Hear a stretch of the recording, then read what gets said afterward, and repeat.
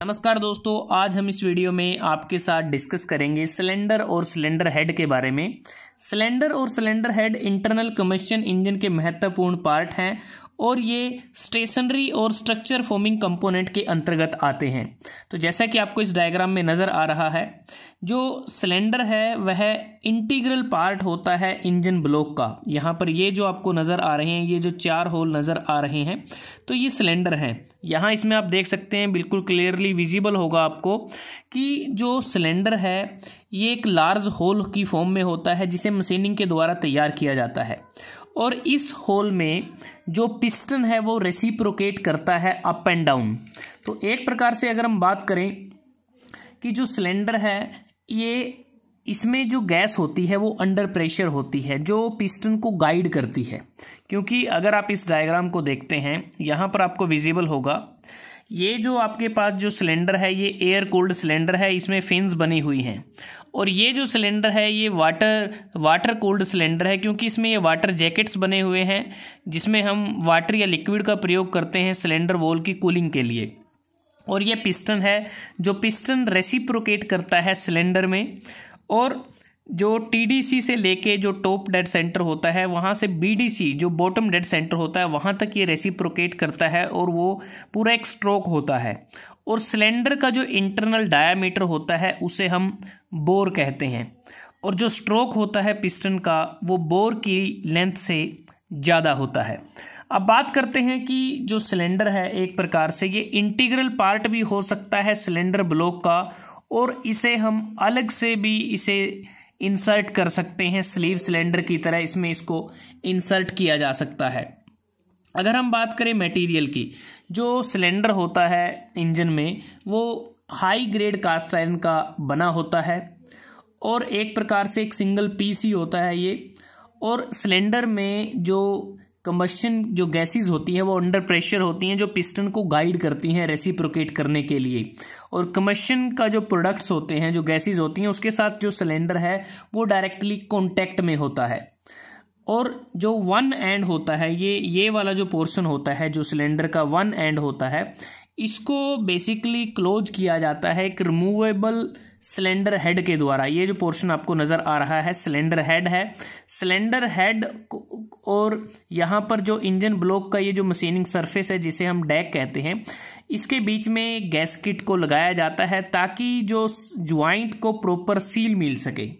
और जो cylinder head है इसको रिमूव कर सकते हैं, लेकिन ये जो सिलेंडर का जो टॉप एंड होता है उसको ये कवर करता है।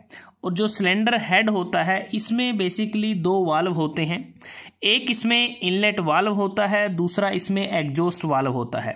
अगर आप इस डायग्राम में आप देखें, ये इनलेट वाल्व है, ये एग्जॉस्ट वाल्व है, या कह सकते हैं जो इनलेट पोर्ट या एग्जॉस्ट पोर्ट हम इसको बोल देते हैं। अब बात करते हैं कि जो सिलेंडर जो हेड है, ये डायग्राम आप देखें, इसको उल्टा करके आपको दिखाया गया है। तो यहाँ पर ये एग्जॉस्ट पोर्ट है, ये इनलेट पोर्ट है, और ये वाली जो पोर्शन आपको नज़र आ रहा है ये कंबशन चैम्बर होता है। जो कह सकते हैं कि बेसिकली जो सिलेंडर हेड का मेन पर्पज़ क्या होता है, सिलेंडर हेड का मेन पर्पज़ होता है जो सिलेंडर होता है, सिलेंडर के जो वर्किंग एंड है उसको सील प्रोवाइड करना, ताकि इसमें किसी प्रकार का गैसेस की ना तो एंट्री हो, ना जो गैसेस इसके अंदर है उसका एग्जिट हो इस अपर एंड के थ्रू। तो एक प्रकार से वर्किंग एंड होता है जो सिलेंडर का, उसको ये सील प्रोवाइड करता है।